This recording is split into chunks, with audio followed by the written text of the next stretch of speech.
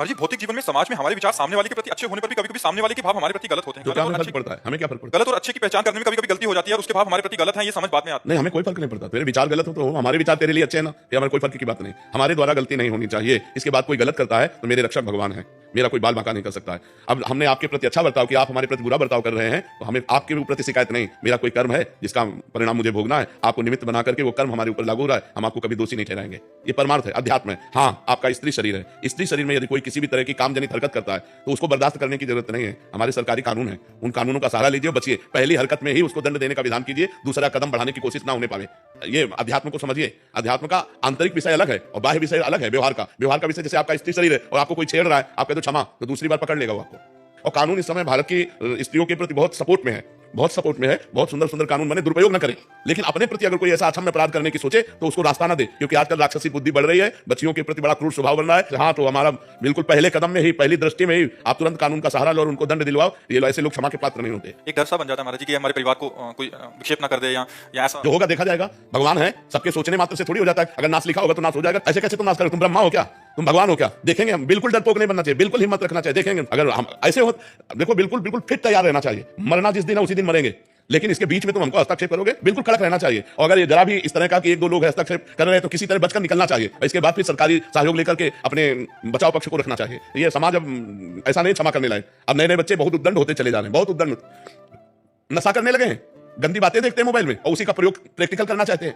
तो गंदे गंदे आचरण, गंदी गंदी बातें हो रही हैं, तो हम बहनों से प्रार्थना करते हैं, बिल्कुल क्षमा मत करो। जी, एक समाधान और दे दीजिए। महाराज जी, हमसे गलती हो गई और सामने वाला हमें बहुत ब्लैकमेल कर रहा है और फिर गलती पे गलती बन रही है। ऐसी स्थिति में हम बिल्कुल ब्लैकमेल नहीं होना चाहिए। अगर हमसे गलती हो गई तो एक बार गलती हो गई, माना कि तेरे साथ एक बार गलती हो गई तो थोड़ी मम्मी जाने, पापा जाने, विष्णु जाने, तो बार-बार थोड़ी हम ब्लैकमेल होते रहेंगे। एक बार हमसे त्रुटि हो गई, एक बार गलती हो गई, दबना नहीं चाहिए कि एक बार हमसे गलती होगा भेद खुल जाएगा। महाराज जी, मेरी 17 साल की बेटी है जी। वो जैसे एक्टिवा पे जाती है, वो मुझे घर आके बोलती है मम्मा पापा की उम्र के हाँ, भी ऐसे गलत बिल्कुल बिल्कुल बिल्कुल बिल्कुल बिल्कुल नहीं।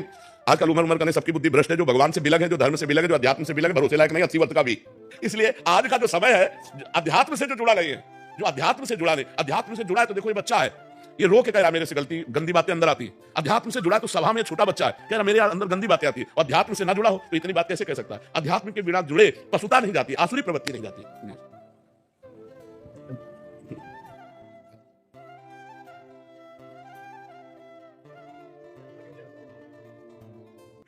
ठीक है महाराज जी। हाँ, श्री जी की कृपा है, उन्हीं की कृपा से चल रहे हैं। बहुत कुछ जिंदगी में चेंज कर लिया महाराज जी। हाँ, और आपका प्रवचन सुन के, संत जनों के साथ चल के, और बहुत चीजों को पूरे परिवार में बहुत चेंज आ गया महाराज। हाँ, सत्संग से प्रभाव पड़ता है। और ठाकुर जी की, राधा रानी की इतनी कृपा है कि अब लगता है कि बस कैसे ऐसा कोई ऐसा कार्य करूं कि और राधा नाम बढ़ाएं हम, हाँ। और भगवान का नाम लोगों में। हाँ, ये बहुत उत्तम बात रहेगी कि जो नौजवान भाई हैं, जो अध्यात्म से विमुख हैं और रजोगुण में बढ़ रहे हैं, आधुनिकता में बढ़ रहे हैं, जो संसारिकता में बढ़ रहे हैं, उनको संसारिकता की हवा से मोड़कर थोड़ा राधा नाम की तरफ लाया जाए, अध्यात्म की तरफ लाया जाए तो ज्यादा अच्छा रहेगा।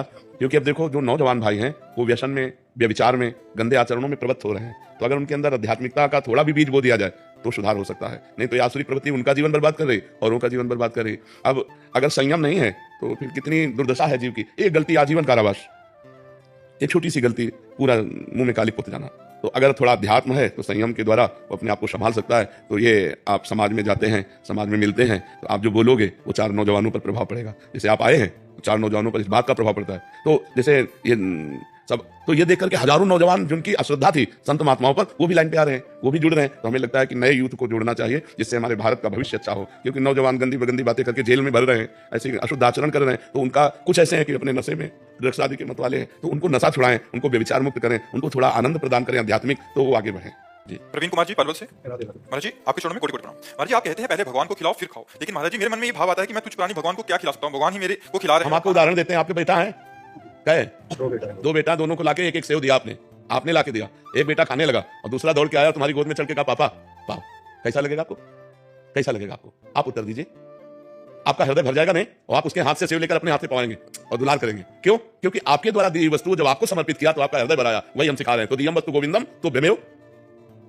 इसमें उस बालक को जिसने स्वयं खाने लगा वो भी तुम्हारा बेटा है, तुम्ही ने लाके दिया है, लेकिन तुम्हारी उतनी कृपा नहीं होगी जितनी कृपा इस बालक पर होगी। यार, इतना छोटा सा बालक और दौड़कर हमारी गोद में आकर हमको पवाने लगा, तो तुम्हारा हृदय न्यौछावर हो जाएगा कि नहीं? वही हम कर रहे हैं कि भगवान का हृदय तुम पर न्यौछावर हो जाए। तो भगवान के द्वारा दी हुई वस्तु भगवान को प्यार से पवाओ तो तुम्हारे ऊपर न्यौछावर हो जाएंगे। बात समझ में आ रही कि नहीं? जी, सुधा शास्त्री जी, आप राधे राधे महाराज जी, आपके चरणों में कोटि कोटि प्रणाम। महाराज जी, आप कह रहे हैं कि आप 65 वर्ष के हो गए हैं, बचपन से इतना जब तक गायत्री अनुष्ठान आज तक हर रोज करते आई हूँ। मेरे पुत्र की आयु 40 वर्ष है, मानसिक विकलांग है और उसको छोटे में कहीं जा नहीं सकती। तो महाराज जी, क्या मेरे जीवन भर का जब तक मेरे पुत्र का कुछ भला होगा उसके खाते में मेरे द्वारा किया गया जब तक जमा कर सकती हूँ? हाँ, यदि आप ऐसा करोगे तो हो जाएगा। अपने पुत्र को दे दीजिए तो पुत्र के पास पहुंच जाएगा। उसकी प्रक्रिया है, पहले श्री कृष्णार्पणमस्तु करो, पहले सरकारी बैंक में जमा करो, श्री कृष्णार्पणमस्तु करके हे भगवान हमारे पुत्र को ये जो भी हमारा साधन है तो उसको प्राप्त हो जाएगा। ऐसा राधा वल्लभ श्री हरिवंश। महाराज जी, आपके चरणों में कोटि कोटि प्रणाम। महाराज जी, कर्मयोगी, स्थित प्रज्ञ और प्रेम लक्षणा भक्ति में क्या संबंध है? क्या तीनों एक साथ संभव है? कर्मयोगी, स्थित प्रज्ञ और प्रेम लक्षणा भक्ति, इन तीनों में क्या कोई संबंध है? क्या एक साथ संभव है? नहीं, स्थित प्रज्ञ सिद्ध पुरुष है जो सबसे परे पहुंच चुका है। स्थित प्रज्ञ का मतलब समझते हो? सिद्ध पुरुष जो भगवदाकार वृत्ति को प्राप्त हो चुका है। अब उसके लिए कोई कर्म नहीं है और उसके लिए कोई कर्तव्य नहीं है। जो हो रहा है वो हो रहा है प्रकृति में, उसके शरीर के द्वारा उसका शरीर से कोई संबंध नहीं रहता। जो स्थित प्रज्ञ है वो निरंतर भगवदाकार वृत्ति में जो डूबा हुआ है, जो संसार की स्मृति से रहित हो चुका है, उसे स्थित प्रज्ञ कहते हैं। कर्मयोगी को कहते हैं जो शास्त्र के अनुसार निष्काम भाव से जगत प्रीत्यर्थ या भगवत प्रीत्यर्थ कर्म करता है। प्रेम लक्षणा जो नवधा को भी पार करके प्रेम को भगवान को प्राप्त हो गया। तीनों का अलग अलग मार्ग कैसे हो सकता है? समझ पाए कि नहीं पाए? हाँ, कर्मयोगी अलग बात है और उसी की परिपक्व अवस्था जो सिद्ध पुरुष हो चुका है उसे स्थित प्रज्ञ कहते हैं। और जो भक्ति का सिद्ध पुरुष है उसे प्रेमी कहते हैं, जो भगवान में प्रेम को प्राप्त हो गया। तो योग से सिद्ध स्थित प्रज्ञ है। जो कर्म योग है वो शास्त्र सिद्धांत के अनुसार किया हुआ जगत प्रीत्यर्थ साधन को कर्म योग कहते हैं। वो अभी सिद्ध थोड़ी हुआ, सिद्ध पुरुष को स्थित प्रज्ञ कहते हैं। और भक्ति के नवधा को भी जो पार कर गया है वो प्रेम लक्षणा भक्ति को प्राप्त होता है। पाई रस भक्ति गुण जुग जुग जग दुर्लभ भव इंद्रादि विधि, जो ब्रह्मा और देवराजेंद्र को भी दुर्लभ भव इंद्रादि विधि, आगम और निगम पुराण गोचर सहज माधुरी रूप निधिम अनुभय आनंद कंद निज संपत्ति गुप्त श्रीरुति प्रकट करणम जय जगुद्देव व्यास कुल दीपक जय श्री हरिवंश चरण शरणम। प्रेम एक अमोघ वस्तु। स्थित प्रज्ञ सिद्ध पुरुष, कर्मयोग साधन, कर्मयोग साधन, स्थित प्रज्ञ सिद्ध पुरुष, प्रेम योग अपार प्रेम भगवान से। समझ पा रहे हो? हाँ, भजन करोगे तब समझ पाओगे। ऐसे प्रश्न करने मात्र से थोड़ी बात बनेगी। अब ब्रह्मचर्य रहो, चाहे गृहस्थ में हो चाहे विरक्त में, उचित ब्रह्मचर्य रहना चाहिए, तभी परमार्थ की बात समझ में आएगी। व्यभिचारी पुरुष परमार्थ का अधिकारी नहीं होता। जो मूल पुरुष होता है, भोगी पुरुष होता है, उसकी पशुवत बुद्धि होती है, वो अध्यात्म को ग्रहण करने की योग्यता खो देता है। जो भोगेश्वर प्रसक्ता नाम तया प्रहत चेतसाम व्यवसायत्मिका बुद्धि समाधो न विधीयते, जिसकी चित्तवृत्ति अपहृत हो गई है भोग और ऐश्वर्य में, वो भगवत प्राप्ति का संकल्प भी नहीं कर सकता। ये भगवान बोल रहे हैं जो रचना करते हैं सबकी। भोग ऐश्वर्य प्रसक्ता नाम तया प्रहत चेतसाम व्यवसायत्मिका बुद्धि समाधो न विधीयते। हमें लगता है अगर हम ककारा से चलें तो ज्ञान में पहुंचने में देर नहीं लगेगी। बहुत घटिया स्थिति का हमारा जो मन है उसको हमको स्थित प्रज्ञ तक ले जाने के लिए साधन में लगाना पड़ेगा, केवल बात करने से थोड़ी दूर है। तो इसलिए हमें ककारा से चालू करना चाहिए, तो हम ज्ञान तक सही में पहुंच जाएंगे। हमारा अधिकार है, जितनी भी स्थितियां हैं मनुष्य योनि को ही प्राप्त करने के लिए लिखी हैं। हम साधन पक्ष में चलें और बहुत बढ़िया है कि आप अध्यात्म में रुचि रखते हैं और साधन पक्ष को पुष्ट कीजिए।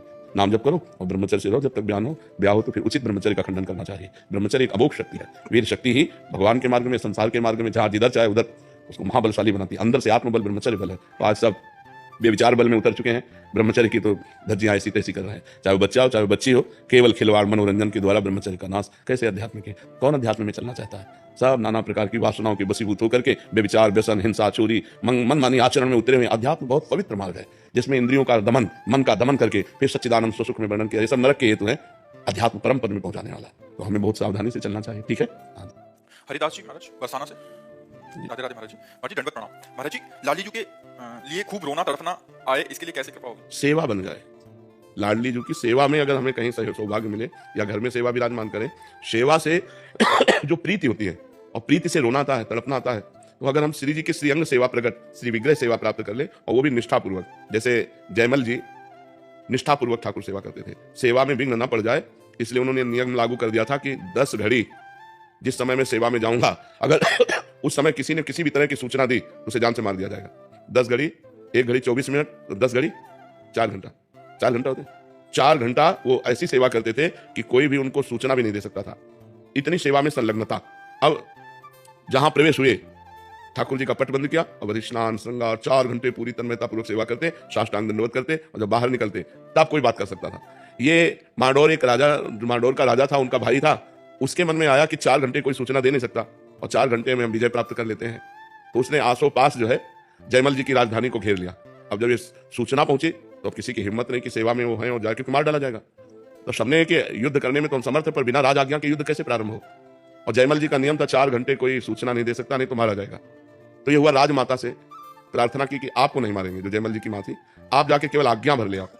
तो वो गई और उन्होंने कहा शत्रु पक्ष ने चारों तरफ से राजधानी को घेर लिया है, आप आज्ञा दीजिए क्या किया जाए। तो उनका राम जो करेंगे वो सब भली होगी। पीछे मुड़कर नहीं देखा, सेवा नहीं रोकी और कहा जो राम करेंगे वो भली ही होगी, भगवान जो करेंगे वो भली ही होगी, जाओ।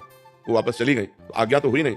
तो भगवान ने जब देखा कि मेरे आश्रित इतना मेरी सेवा में संलग्नता तो स्वयं भगवान राजपूत सिपाही का वेश धर करके जयमल जी के घोड़े पर चढ़े और जाकर के युद्ध किया, सबको मूर्छित कर दिया, घायल कर दिया, मारा एक को भी नहीं, सब मूर्छित हो गए बाणों की वर्षा से सब। अब जयमल जी जब 4 घंटा अपनी सेवा करके निकले तब उन्होंने कहा हमारा घोड़ा लाओ, मैं अभी शत्रु पक्ष को उत्तर देता हूं। तो घोड़ा हाँफ रहा था और पसीना से लथपथ था। तो उनका ऐसा लग रहा है ये तो बहुत युद्ध करके आ रहा है, ये घोड़ा हाँफ क्यों रहा है हमारा?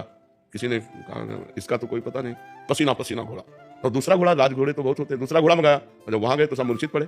तो जो शत्रु पक्ष का राजा था उसको चेतना दिलाई, जो ही चेतना दिलाई तो जयमल जी के हाथ जोड़ के कहा मुझे एक बार उस सैनिक के दर्शन करा दो जो आपका एक सिपाही आया इतना बलवान कि सबको मूर्छित कर गया, मारा किसी को नहीं, और हमको तो बाणों से भी घायल किया, अपने नेत्रों से भी घायल किया, एक बार हमको अपने सिपाही के, श्याम सिपाही के दर्शन करा दो, वो जो श्याम रंग का था।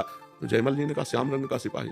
तो उनकी समझ में आया वो तो मेरे भगवान थे जिनकी मैं सेवा में था। लौट के आए, घोड़े की परिक्रमा की, आरती उतारी कि भैया मेरे को तो आज तक दर्शन नहीं हुए लेकिन तेरे को दर्शन भी हो गए और तेरे को स्पर्श भी प्राप्त हो गया। बार बार घोड़े का आलिंगन किया, घोड़े की आरती उतारी, घोड़े की दंडवत की। तो जब हम भगवान की सेवा में इस तरह तन्मय होते हैं कि हमें कुछ भी हो जाए हम सेवा से नहीं निकल सकते, तब हमें प्रीति हो जाती है और फिर भगवान बाहर ले लेते हैं। अभी मान लो अगर निष्ठा ना होती तो सूचना मिलती है कि शत्रु पक्ष ने घेर लिया है तो सेवा छोड़कर युद्ध के लिए, तो फिर यह घटना थोड़ी घटती। इतनी सेवा में तन्मयता हो कि किसी भी तरह से हम सेवा में विक्षेप ना सहे और लाडली जी से हम तो प्रीति हो जाएगी। फिर जिससे प्रीति हो जाती है उससे प्रगट में मिलने का मन होता है कि एक बार प्रगट में मिले, फिर तड़पना रोना सिसकना, यही उसको जीने का रास्ता मिलता है। जो भगवत प्रेमी होता है वो तड़पना सिसकना रोना या तो हम सेवा पर विशेष ध्यान दें। हमारी श्री जी राई की सेवा को मेरू के समान समझते हैं, तो फूल सेवा, श्रृंगार सेवा, पोछा सेवा, सोहनी सेवा। जैसे आप बरसाना में विराजते हैं तो लाडली जी के महल में कुछ ना कुछ सेवा लिए, प्रगट में श्री ठाकुर जी विराज घर पे विराज, हाँ तो फिर उनकी सेवा करो खूब। सेवा में, सेवा से ही प्रीति होती है और प्रीति में ही तड़पना रोना होता है। सेवा पहले श्री जी लाडली जी का अनुभव होते थे, अब कुछ दिनों से अनुभव हमारे होता है। तो देखो खान पान तो नहीं बिगड़ गया, कोई रसिकों का अपराध मानसिक तो नहीं बन गया, नहीं तो ये तो प्रतिक्षण वर्धमानम, प्रतिक्षण वर्धमान माने बढ़ना चाहिए। एक रुक क्यों गया, घट क्यों गया? तो 2 ही कारण होते हैं, एकदम रुक जाना तो किसी रसिक के प्रति हे भाव भी हो गया तो रुक जाएगा। जैसे हरिराम व्यास जी के हृदय में एक बार कबीरदास जी के प्रति भाव आया कि तो निर्गुणिया संत हैं, निर्गुण निराकार भगवान की उपासना करते हैं, ये निकुंज प्रेम रस ऐसा। तो हरिराम व्यास जी के हृदय की लीला रुक गई जो प्रभु की चलती थी। तब हरिवंश महाप्रभु से कहा तो हरिवंश महाप्रभु ने कहा भगवान के किसी लाडले का अपराध बन गया तो उनका ऐसा तो हम क्यों वैष्णव अपराध करेंगे? तो उनका ध्यान करो तो उनका कबीरदास जी के प्रति ऐसा कहा, बोले यही अपराध बन गया। तो आप कबीरदास जी को रिझाओ तो यमुना किनारे फिर कली में साचो भक्त कबीर ऐसे पद की रचना करके गायन किया तो यमुना जी की धारा से कबीरदास जी प्रकट हुए। तो कबीरदास जी ने कहा कि भगवान अलग अलग संतों को अपने नाम रूप लीला धाम का प्रचार प्रसार करने के लिए भेजते हैं, इसका मतलब ये थोड़ी है कि भगवान उसको रस से वंचित कर देते हैं। सब रस का अधिकारी भक्त होता है, तब वो समझे। तो कहीं किसी संत भक्त वैष्णव के प्रति थोड़ी हमारी मलिन बुद्धि हो जाएगी तो फिर हमारा जो है भाव रुक जाएगा, फिर हमारे चिंतन में कमी आ जाएगी।